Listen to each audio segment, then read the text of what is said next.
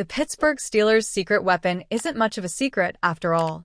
American sports' longest-tenured head coach is Mike Tomlin, who has kept his team in the playoff picture virtually every year of his now 19-season career. Despite the team having long odds and low expectations to compete in a difficult AFC, NFL Network's Colleen Wolfe believes he's the secret sauce. In a recent segment on the NFL Daily podcast, Wolfe gave the nod to the Steelers' head coach. The Steelers, their secret weapon is the first church of Tomlintology, Wolfe told host Greg Rosenthal. This man handles the toughest of characters and all the time, and he does it with some type of divine intervention. Because there's no other way that you could see how he's able to handle such big personalities and keep everything kind of so smooth and under the radar. He's strong, he's direct. Clearly, her answer is a little tongue-in-cheek, but the segment was analytical and overall sincere. As the national media loves to tout, and the fanbase has learned to loathe, Tomlin has never suffered a losing season while coaching the Steelers. Similarly, but arguably even more impressively, Pittsburgh has played just one meaningless game, a contest in which the team was eliminated from playoff contention before kickoff. That came in 2012's finale against the Cleveland Browns. Still, and as Wolfe later acknowledged, Tomlin and the Steelers have recently fallen short of expectations.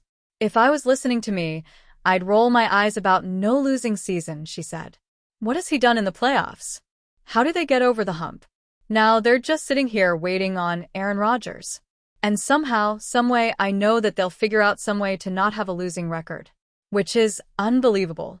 She also added that the Steelers' consistently strong defense has played a significant role in sustaining success. Over the last 6 seasons, Pittsburgh has finished top 10 in points allowed 5 times. Around the AFC North, the Cleveland Browns' secret weapon was having low expectations. For the Cincinnati Bengals, it was other teams having messy contract situations, similar to the ones the Bengals are experiencing with Trey Hendrickson, while the Baltimore Ravens' choice was Mark Andrews embarking on a 2025 redemption tour. It's Tomlin's and the Steelers' blessing and curse. Always in the hunt but unable to push past the playoffs' first round. The Cleveland Browns, Houston Texans, and New York Giants have all won postseason games more recently than the Pittsburgh Steelers. Johnson, 25, has appeared in 9 NFL games. All occurred during the 2023 season with the Chicago Bears, Johnson recording 3 tackles and 1 interception. His pick came in a blowout loss to the Kansas City Chiefs, intercepting backup quarterback Blaine Gabbert late in the game. Undrafted in 2023 out of Memphis, Johnson has bounced around several rosters.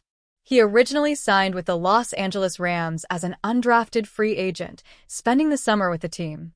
Waived at final cutdowns, he latched on with the Bears and was carried through the summer of 2024 before being waived again. Johnson returned to the Rams in 2024, spending the season on the practice squad before being released in January. The San Francisco 49ers picked him up later that month, but released him in May. Our latest videos at his 2023 Pro Day, Johnson weighed in at 6,001, 201 pounds. He ran a 4.55 40-yard dash and jumped 32.5 inches in the vertical. At Memphis, he recorded 321 career tackles and 10 interceptions. To date, he's played 35 NFL defensive snaps and another 106 on special teams. Johnson will add safety depth throughout the summer. Ahead of him sits Minkah Fitzpatrick, Deshaun Elliott, Juan Thornhill, Miles Killebrew, and a slew of reserve/future players and undrafted rookies like Iowa's Sebastian Castro and veteran Joshua Bledsoe. For the moment, the Steelers' offseason roster is full at 91 players. Edge Julius Welshoff has received an international exemption. But Pittsburgh figures to soon open up another roster spot once Donald Parham lands on injured reserve after suffering a torn Achilles during yesterday's practice.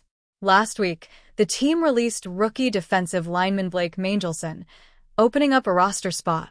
Johnson will catch on with his new teammates starting with Thursday's final OTA practice. He and the rest of the roster will be in Pittsburgh for next week's 3-day mandatory minicamp, which runs Tuesday through Thursday before the Steelers report to training camp July 23rd.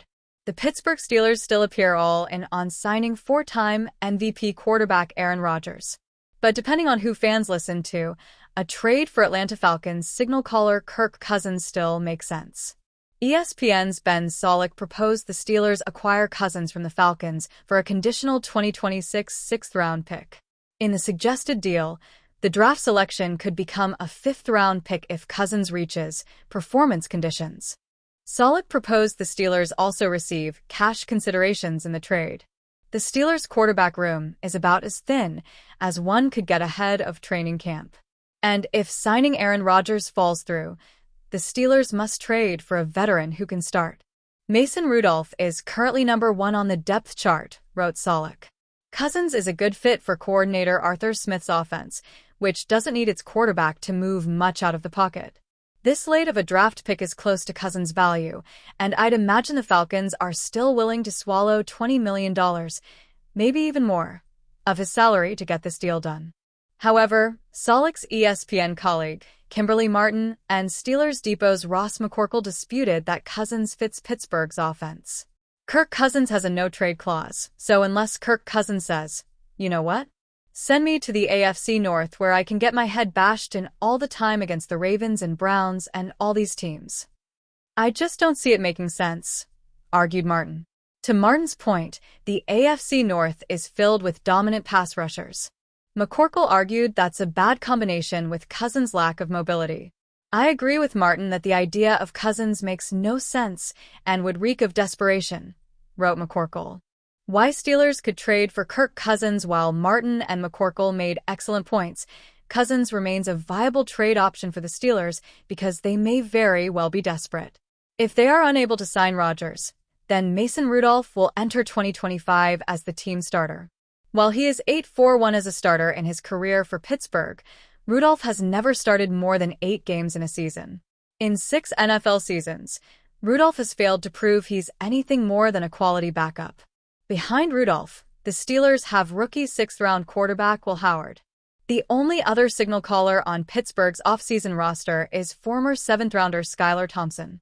Cousins went 7-7 while averaging 7.7 yards per pass with 18 touchdowns and a league-leading 16 interceptions last season.